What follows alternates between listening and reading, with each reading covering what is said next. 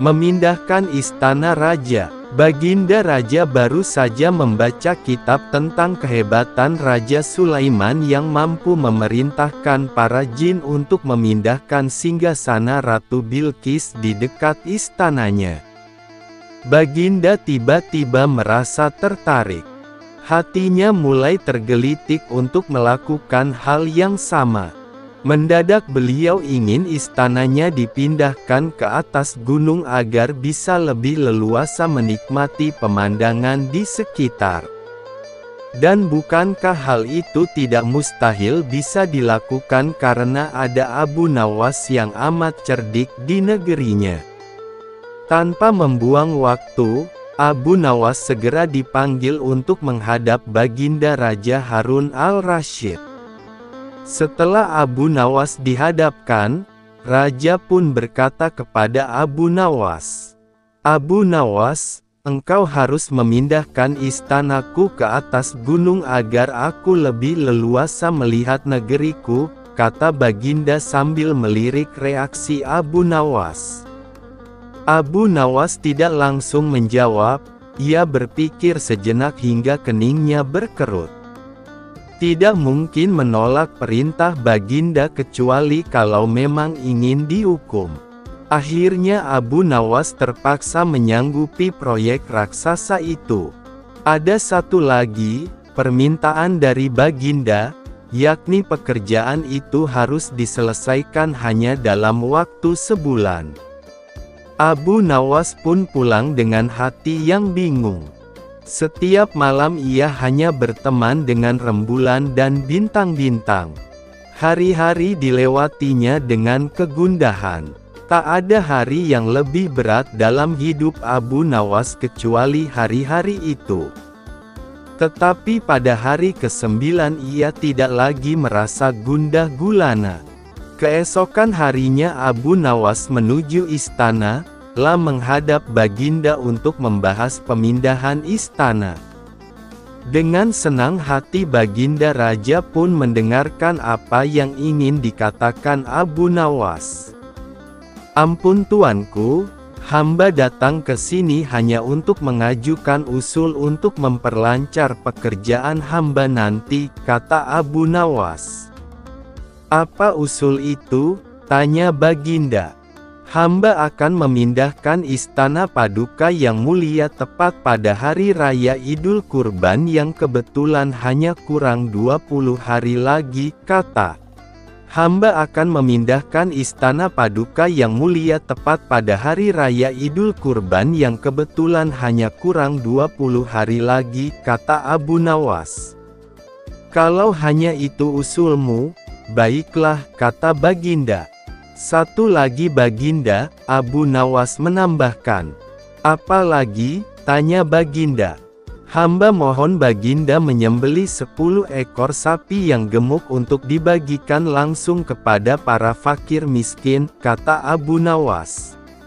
"Usulmu ku terima," jawab Baginda menyetujui. Abu Nawas pun pulang dengan perasaan riang gembira. Kini tidak ada lagi yang perlu dikhawatirkan. Toh nanti bila waktunya sudah tiba, ia pasti akan dengan mudah memindahkan istana Baginda Raja. Jangankan hanya memindahkan ke puncak gunung, ke dasar samudera pun Abu Nawas sanggup. Desas-desus mulai tersebar ke seluruh pelosok negeri. Hampir semua orang harap-harap cemas. Tetapi sebagian besar rakyat merasa yakin atas kemampuan Abu Nawas. Karena selama ini Abu Nawas belum pernah gagal melaksanakan tugas-tugas aneh yang dibebankan di atas pundaknya. Namun ada juga beberapa orang yang meragukan keberhasilan Abu Nawas kali ini. Saat-saat yang dinanti-nantikan pun tiba. Rakyat berbondong-bondong menuju lapangan untuk melakukan salat hari raya Idul Adha. Dan seusai salat, 10 sapi sumbangan Baginda Raja disembelih lalu dimasak dan kemudian segera dibagikan kepada fakir miskin. Kini giliran Abu Nawas yang harus melaksanakan tugas berat itu. Abu Nawas berjalan menuju istana diikuti oleh rakyat. Sesampainya di depan istana, Abu Nawas bertanya kepada Baginda Raja. "Ampun tuanku yang mulia, apakah istana sudah tidak ada orangnya lagi?" tanya Abu Nawas. "Tidak ada," jawab Baginda Raja singkat. Kemudian Abu Nawas berjalan beberapa langkah mendekati istana, lalu berdiri sambil memandangi istana. Abu Nawas berdiri mematung seolah-olah ada yang ditunggu. Baginda Raja pun akhirnya tidak sabar. "Abu Nawas, mengapa engkau belum juga mengangkat istanaku?" tanya Baginda Raja. "Hamba sudah siap sejak tadi Baginda," kata Abu Nawas. "Apa maksudmu engkau sudah siap sejak tadi? Kalau engkau sudah siap, lalu apa yang engkau tunggu?" tanya Baginda masih diliputi perasaan heran. "Hamba menunggu istana paduka yang mulia diangkat oleh seluruh rakyat yang hadir untuk diletakkan di atas pundak hamba.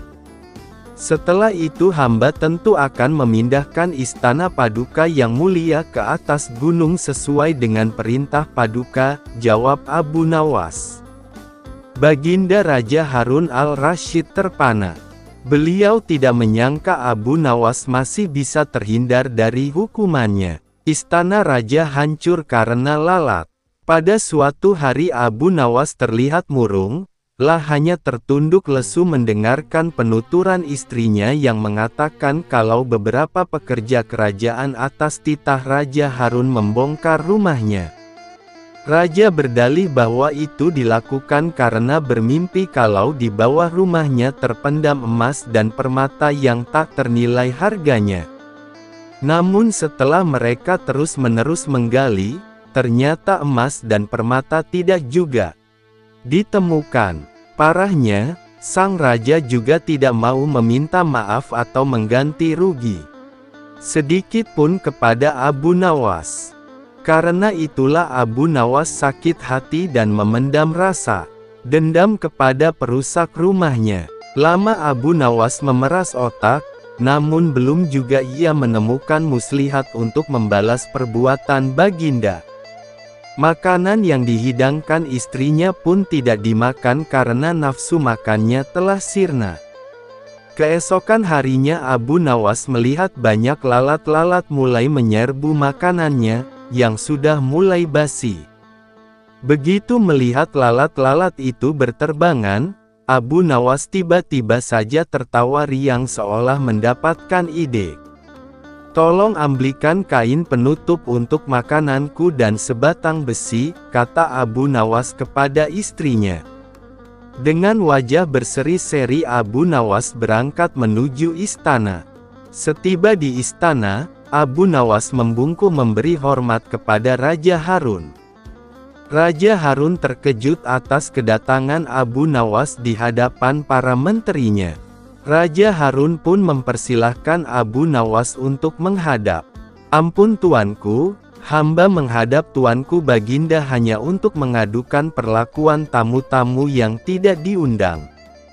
Mereka memasuki rumah hamba tanpa izin dan berani memakan makanan hamba," lapor Abu Nawas. "Siapakah tamu-tamu tak diundang itu wahai Abu Nawas?" tanya Baginda dengan bijaksana. "Lalat-lalat ini tuanku," jawab Abu Nawas sambil membuka penutup piringnya. "Kepada siapa lagi kalau bukan kepada paduka junjungan hamba?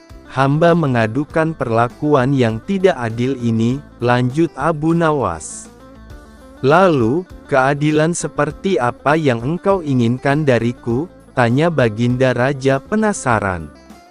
"Hamba hanya menginginkan izin tertulis dari Baginda sendiri agar hamba bisa dengan leluasa menghukum lalat-lalat yang nakal itu," jawab Abu Nawas memulai muslihatnya. Akhirnya Raja Harun dengan terpaksa membuat surat izin yang isinya memperkenankan Abu Nawas untuk memukul lalat-lalat itu dimanapun mereka hinggap. Setelah mendapat izin tertulis itu, Abu Nawas mulai mengusir lalat-lalat di piringnya. Setelah mendapat izin tertulis itu, Abu Nawas mulai mengusir layat lalat di piringnya hingga mereka terbang dan hinggap di sana-sini. Dengan menggunakan tongkat besi yang dibawanya dari rumah, Abu Nawas mulai mengejar dan memukuli lalat-lalat itu. Ketika hinggap di kaca, Abu Nawas dengan tenang dan leluasa memukul kaca itu hingga pecah. Kemudian vas bunga nan indah milik sang raja juga ikut terkena pukul dan pecah. Akhirnya, hanya dalam beberapa menit saja seluruh perabot istana hancur berkeping-keping. Raja Harun tidak bisa berbuat apa-apa kecuali menyadari kekeliruannya yang telah dilakukan terhadap Abu Nawas dan keluarganya. Setelah merasa puas, Abu Nawas mohon diri. Barang-barang kesayangan Raja Harun banyak yang hancur. Bukan cuma itu saja, Raja juga menanggung rasa malu. Kini dia sadar betapa kelirunya telah berbuat semena-mena kepada Abu Nawas. Abu Nawas dan nazar seorang saudagar. "Hai istriku, sebaiknya kita bernazar kepada Allah," kata seorang saudagar kepada istrinya, "jika kita diberi anak laki-laki, aku akan memotong kambing yang besar dan lebar tanduknya sejengkal, kemudian dagingnya kita sedekahkan kepada fakir miskin." Rupanya sang saudagar tersebut sudah sangat merindukan lahirnya seorang anak, karena telah bertahun-tahun berumah tangga tidak kunjung diberi momongan oleh Tuhan. Kemudian ia menyuruh beberapa orang untuk mencari kambing besar bertanduk selebar jengkal, dengan pesan, "Beli saja kambing itu berapapun harganya, tidak usah ditawar lagi." Ternyata usaha itu gagal total. Sulit memperoleh kambing dengan lebar tanduk sejengkal, yang ada paling-paling selebar 3-4 jari. Akibatnya saudagar itu susah, tidur pun tidak nyenyak. Terpikir olehnya untuk mengganti nazarnya itu dengan 10 ekor kambing sekaligus. Yang penting kan kambing, bukan binatang lain. Namun rencana itu akan dikonsultasikan dulu dengan beberapa orang penghulu di negeri itu. Ketika sampai di rumah seorang penghulu, ternyata rumah itu sedang digunakan sebagai tempat pertemuan para penghulu seluruh negeri. "Apa maksud kedatangan Anda kemari?" tanya penghulu yang tertua. "Ya Tuan Kadi," jawab si saudagar itu, "hamba mempunyai nazar yang sulit dipecahkan." Lalu diutarakan kendala yang dihadapi dan rencana penggantiannya. Ternyata para kadi itu tidak berani memberikan rekomendasi untuk mengganti nazar. Mereka bahkan menyuruh saudagar itu untuk terus mencari kambing bertanduk sejengkal dimanapun dan kemanapun, sesuai dengan nazar semula. "Kami semua tidak berani menyuruh menggantinya dengan yang lain-lain." Kenyataan itu semakin bertambah berat beban saudagar itu, lapun mohon diri pulang ke rumah. Pada suatu hari ia mendapat kabar, bahwa di negeri Baghdad ada seorang raja yang adil, arif dan bijaksana. Namanya Sultan Harun al-Rasyid. Maka ia pun pasang niat menghadap Sultan ke Baghdad. Sesampai di sana kebetulan Baginda sedang duduk di balairung bersama beberapa orang menteri. "Hai orang muda, engkau berasal dari mana?" tanya Baginda setelah melihat kedatangan saudagar muda ini. "Ya Tuanku Syah Alam," jawab saudagar muda, "ampun beribu ampun. Adapun Patik ini berasal dari negeri Kopiah. Apa maksudmu datang kemari? Ingin berdagang?" tanya Baginda Sultan. "Ya Tuanku, Patik datang kemari ingin mengadukan nasib hamba ke bawah duli yang di pertuan," jawab si saudagar. "Katakan maksudmu, supaya bisa kudengar," titah Baginda Sultan. Maka diceritakanlah perihal nazar itu sampai kepada keputusan para penghulu negeri Kopiah dan niatnya menemui Baginda Sultan di Baghdad. Selanjutnya hamba mohon petuah dan nasihat Baginda agar hamba dapat melepas nazar hamba itu dengan sempurna. Tutur saudagar itu dengan nada menghibah. Baikkah, kata Baginda, datanglah besok pagi, insya Allah aku dapat memberi jalan keluar. Saudagar itu pun mohon pamit dengan hati berbunga-bunga kembali ke tempat penginapannya. Al-Kisah, Sultan pun bingung memikirkan nazar saudagar itu. Sepanjang siang dan malam ia tidak dapat memicingkan matanya. Dengan apa nazar itu akan dibayar bila kambing bertanduk sejengkal tidak didapat juga? Diganti dengan yang lain, haram hukumnya. Malam harinya beliau mengumpulkan para kadi dan alim ulama di istananya. Kepada mereka beliau menyatakan keresahan hatinya sehubungan dengan nazar saudagar dari Qopiyah itu. Tolong berikan pertimbangan kepadaku malam ini juga karena aku sudah terlanjur berjanji kepadanya untuk menerimanya menghadap esok pagi. Titah Baginda Sultan, atau aku akan mendapat malu besar. Suasana Balairung pun hening, sunyi senyap berkepanjangan. Mereka termenung dan terpekur memikirkan titah sultannya. Namun tidak juga ditemukan jalan keluarnya. Ya Tuanku Syah Alam, kata salah seorang yang tertua di antara mereka, tidak ada hukumnya, baik menurut kitab maupun logika, bahwa nazar itu boleh diganti dengan barang lain. Setelah itu satu persatu mereka mohon diri meninggalkan Balairung dan pertemuan pun bubar. Baginda lalu masuk istana, mau tidur, tetapi mata itu tidak mau diajak kompromi. Karena otak masih terfokus pada masalah nazar dan malu besar yang akan dihadapinya esok pagi. Menjelang subuh Baginda pun teringat kepada Abu Nawas. Tidak ada manusia yang dapat memutuskan hal ini selain Abu Nawas, pikir Baginda dengan sukacita. Setelah itu barulah Baginda dapat memicingkan matanya, tidur pulas sampai pagi. Begitu bangun, diutuslah penggawa memanggil Abu Nawas. Setelah Abu Nawas tiba di hadapannya, Baginda pun mengutarakan perihal nazar saudagar dari negeri Qopiyah itu dan semua usaha yang sudah ditempuhnya serta malu besar yang akan didapatnya sebentar lagi, karena para kadi dan orang alim seluruh negeri tidak dapat memberi jalan keluar. Apalagi sebentar lagi saudagar dari Qopiyah itu akan menghadap ke istana. Apa pendapatmu tentang hal itu? Tanya Baginda Sultan dengan sorot mata ingin tahu jawaban Abu Nawas. Ya Tuanku Syah Alam, jawab Abu Nawas ringan. Janganlah Tuanku bersusah hati, jika Tuanku percaya insya Allah hamba dapat menyelesaikan perkara ini. Tak berapa lama kemudian Balairung pun dipenuhi orang-orang yang ingin tahu keputusan Baginda Sultan tentang nazar saudagar dari negeri Qopiyah itu. Baginda memanggil saudagar tersebut dan memerintahkan Abu Nawas memecahkan masalah itu.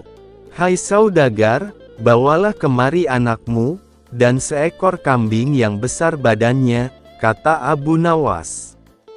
Mendengar perkataan Abu Nawas itu semua orang terheran-heran, termasuk Baginda Sultan dan si saudagar itu. Apa maksud Abu Nawas kali ini? Pikir mereka. Si saudagar itu menyatakan kesediaannya membawa anak dan seekor kambing paling besar serta mohon pamit pulang ke negeri Qopiyah. Baginda Sultan masuk istana, melanjutkan tidurnya, dan pertemuan pagi itu pun bubar. Sesuai dengan janjinya, saudagar itu pun datang kembali ke Baghdad beberapa hari kemudian, membawa istri, anak dan seekor kambing, langsung menghadap Sultan di istana. Datang juga engkau kemari, hai saudagar, kata Baginda Sultan. Tunggulah sebentar, akan aku kumpulkan penghulu dan rakyat. Kemudian Baginda menyuruh memanggil Abu Nawas.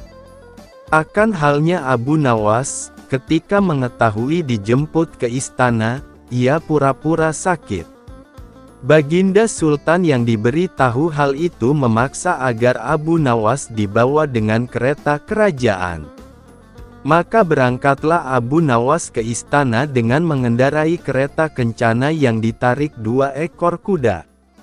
"Mengapa kamu terlambat datang kemari?" tanya Baginda Sultan. "Ya tuanku, Patik terlambat datang karena Patik sakit kaki," jawab Abu Nawas. "Hai Abu Nawas," kata Sultan, "saat ini telah datang kemari saudagar itu bersama istri, anak dan seekor kambing yang besar badannya. Coba selesaikan masalah ini dengan baik." "Baiklah," kata Abu Nawas, "akan hamba selesaikan masalah ini." Bukan main senang hati Baginda mendengar jawaban itu. Abu Nawas menarik kambing dan anak saudagar itu. Jari tangan kiri anak tersebut dijengkalkan ke tanduk kambing dan ternyata sama panjangnya. Baginda Sultan dan seluruh yang hadir di Balairung heran memikirkan ulah Abu Nawas. "Ya tuanku, hamba mohon ampun," kata Abu Nawas. "Jika hamba tidak salah ingat, saudagar itu mengatakan bahwa lebar tanduk kambing itu sejengkal.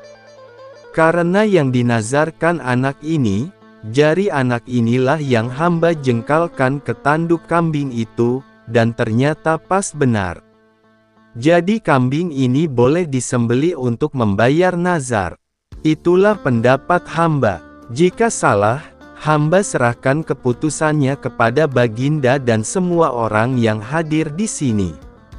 "Pendapat Abu Nawas aku kira benar," kata Baginda Sultan. Dengan sangat meyakinkan. Bukan main senang hati saudagar itu karena ia dapat membayar lunas nazarnya. Maka diberikanlah hadiah kepada Abu Nawas berupa uang 100 dirham, kemudian ia mohon pamit kepada Sultan, pulang ke negerinya. Abu Nawas dan harimau berjenggot. "Hai Abu Nawas," seru Khalifah Harun al-Rasyid, "sekarang juga kamu harus dapat mempersembahkan kepadaku seekor harimau berjenggot, jika gagal, aku bunuh kau." Kata-kata itu merupakan perintah Sultan yang diucapkan dengan penuh tegas dan kegeraman. Dari bentuk mulutnya ketika mengucapkan kalimat itu jelas betapa Sultan menaruh dendam kesumat kepada Abu Nawas yang telah berkali-kali mempermainkan dirinya dengan cara-cara yang sangat kurang ajar.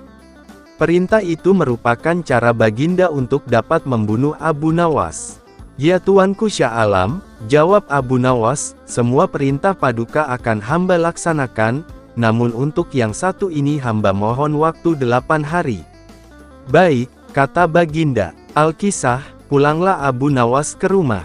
Agaknya ia sudah menangkap gelagat bahwa raja sangat marah kepadanya, dicarinya akal supaya dapat mencelakakan diriku, agar terbalas dendamnya, pikir Abu Nawas, jadi aku juga harus berhati-hati. Sesampainya di rumah dipanggilnya 4 orang tukang kayu dan disuruhnya membuat kandang macan. Hanya dalam waktu 3 hari kandang itu pun siap sudah. Kepada istrinya ia berpesan agar menjamu orang yang berjenggot yang datang ke rumah. Apabila Adinda dengar Kakanda mengetuk pintu kelak, suruh dia masuk ke dalam kandang itu, kata Abu Nawas sambil menunjuk kandang tersebut, lah kemudian bergegas pergi ke musala dengan membawa sajadah. "Baik," kata istrinya. "Hai Abu Nawas, tumben kamu salat di sini?" bertanya imam dan penghulu musala itu. "Sebenarnya saya mau menceritakan hal ini kepada orang lain, tapi kalau tidak kepada tuan penghulu kepada siapa lagi saya mengadu?" jawab Abu Nawas. "Tadi malam saya ribut dengan istri saya, itu sebabnya saya tidak mau pulang ke rumah."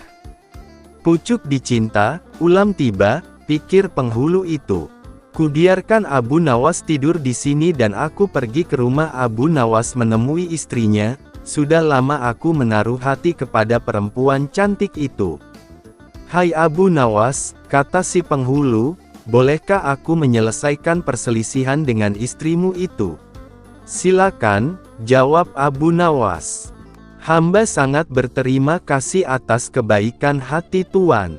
Maka pergilah penghulu ke rumah Abu Nawas dengan hati berbunga-bunga, dan dengan wajah berseri-seri diketuknya pintu rumah Abu Nawas. Begitu pintu terbuka, ia langsung mengamit istri Abu Nawas dan diajak duduk bersanding. "Hai Adinda," katanya, "apa gunanya punya suami jahat dan melarat?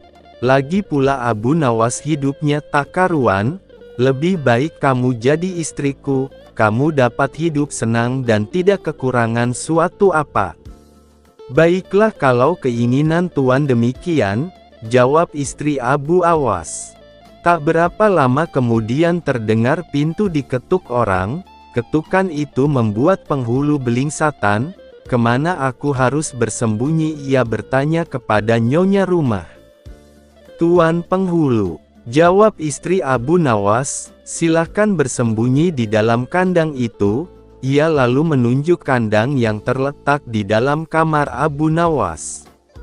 Tanpa pikir panjang lagi penghulu itu masuk ke dalam kandang itu dan menutupnya dari dalam, sedangkan istri Abu Nawas segera membuka pintu, sambil menengok ke kiri kanan. Abu Nawas masuk ke dalam rumah. "Hai Baginda, apa yang ada di dalam kandang itu?" tanya Abu Nawas. "Tidak ada apa-apa," jawab istrinya. "Apa putih-putih itu?" tanya Abu Nawas. Lalu dilihatnya penghulu itu gemetar karena malu dan ketakutan. Setelah 8 hari Abu Nawas memanggil 8 kuli untuk memikul kandang itu ke istana. Di Baghdad orang gempar ingin melihat harimau berjenggot. Seumur hidup, jangankan melihat, mendengar harimau berjenggot pun belum pernah. Kini Abu Nawas malah dapat seekor. Mereka terheran-heran akan kehebatan Abu Nawas.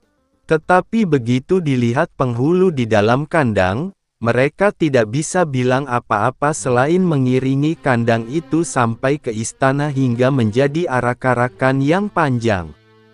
Si penghulu malu bukan main, arang di muka kemana hendak disembunyikan. Tidak lama kemudian sampailah iring-iringan itu ke dalam istana. "Hai Abu Nawas, apa kabar?" tanya Baginda Sultan. "Apa kamu sudah berhasil mendapatkan harimau berjenggot?" "Dengan berkat dan doa tuanku, alhamdulillah hamba berhasil," jawab Abu Nawas. Maka dibawalah kandang itu ke hadapan Baginda. Ketika Baginda hendak melihat harimau tersebut, si penghulu memalingkan mukanya ke arah lain dengan muka merah padam karena malu. Akan tetapi kemanapun ia menoleh, ke situ pula Baginda memelototkan matanya. Tiba-tiba Baginda menggeleng-gelengkan kepala dengan takjub, sebab menurut penglihatan beliau yang ada di dalam kandang itu adalah penghulu musala. Abu Nawas buru-buru menimpali, "Ya tuanku, itulah harimau berjenggot." Tapi Baginda tidak cepat tanggap. Beliau termenung sesaat. Kenapa penghulu dikatakan harimau berjenggot? Tiba-tiba Baginda bergoyang ke kiri dan ke kanan seperti orang berdoa. "Hem, oh penghulu. Ya tuanku Syah Alam," kata Abu Nawas, "perlukah hamba memberitahukan kenapa hamba dapat menangkap harimau berjenggot ini di rumah hamba sendiri?" Ya, ujar Baginda sambil menoleh ke kandang itu dengan mata berapi-api. "Ya aku maklum sudah." Bukan main murka Baginda kepada penghulu itu, sebab ia yang semestinya menegakkan hukum, ia pula yang melanggarnya. Ia telah berkhianat. Baginda segera memerintahkan punggawa mengeluarkan penghulu dari kandang dan diarak keliling pasar setelah sebelumnya dicukur segi 4, agar diketahui oleh seluruh rakyat betapa aibnya orang yang berkhianat. Abu Nawas dan kisah 6 ekor lembu yang pandai bicara. Pada suatu hari, Sultan Harun al-Rasyid memanggil Abu Nawas menghadap ke istana. Kali ini Sultan ingin menguji kecerdikan Abu Nawas. Sesampainya di hadapan Sultan, Abu Nawas pun menyembah. Dan Sultan bertitah, "Hai, Abu Nawas, aku menginginkan 6 ekor lembu berjenggot yang pandai bicara, bisakah engkau mendatangkan mereka dalam waktu seminggu? Kalau gagal, akan aku penggal lehermu." "Baiklah, Tuanku Syah Alam, hamba junjung tinggi titah tuanku." Semua punggawa istana yang hadir pada saat itu, berkata dalam hati, "Mampuslah kau Abu Nawas." Abu Nawas bermohon diri dan pulang ke rumah. Begitu sampai di rumah, ia duduk berdiam diri merenungkan keinginan Sultan. Seharian ia tidak keluar rumah, sehingga membuat tetangga heran, lah baru keluar rumah persis setelah seminggu. Kemudian, yaitu batas waktu yang diberikan Sultan kepadanya. Lah segera menuju kerumunan orang banyak, lalu ujarnya, "Hai orang-orang muda, hari ini hari apa?" Orang-orang yang menjawab benar akan dia lepaskan, tetapi orang-orang yang menjawab salah, akan ia tahan. Dan ternyata, tidak ada seorang pun yang menjawab dengan benar. Tak ayal, Abu Nawas pun marah-marah kepada mereka, "Begitu saja kok tidak bisa menjawab? Kalau begitu, mari kita menghadap Sultan Harun al-Rasyid, untuk mencari tahu kebenaran yang sesungguhnya." Keesokan harinya, balairung istana Baghdad dipenuhi warga masyarakat yang ingin tahu kesanggupan Abu Nawas membawa 6 ekor lembu berjenggot. Sampai di depan Sultan Harun al-Rasyid, ia pun menghaturkan sembah dan duduk dengan khidmat. Lalu, Sultan berkata, "Hai Abu Nawas, mana lembu berjenggot yang pandai bicara itu?" Tanpa banyak bicara, Abu Nawas pun menunjuk ke 6 orang yang dibawanya itu, "Inilah mereka, Tuanku Syah Alam." "Hai, Abu Nawas, apa yang kau tunjukkan kepadaku itu?" "Ya, Tuanku Syah Alam, tanyalah pada mereka hari apa sekarang," jawab Abu Nawas. Ketika Sultan bertanya, ternyata orang-orang itu memberikan jawaban berbeda-beda. Maka berujarlah Abu Nawas, "Jika mereka manusia, tentunya tahu hari ini hari apa. Apalagi jika tuanku menanyakan hari yang lain, akan tambah pusinglah mereka. Manusia atau hewankah mereka ini? Inilah lembu berjenggot yang pandai bicara itu, tuanku." Sultan heran melihat Abu Nawas pandai melepaskan diri dari ancaman hukuman. Maka Sultan pun memberikan hadiah 5.000 dinar kepada Abu Nawas.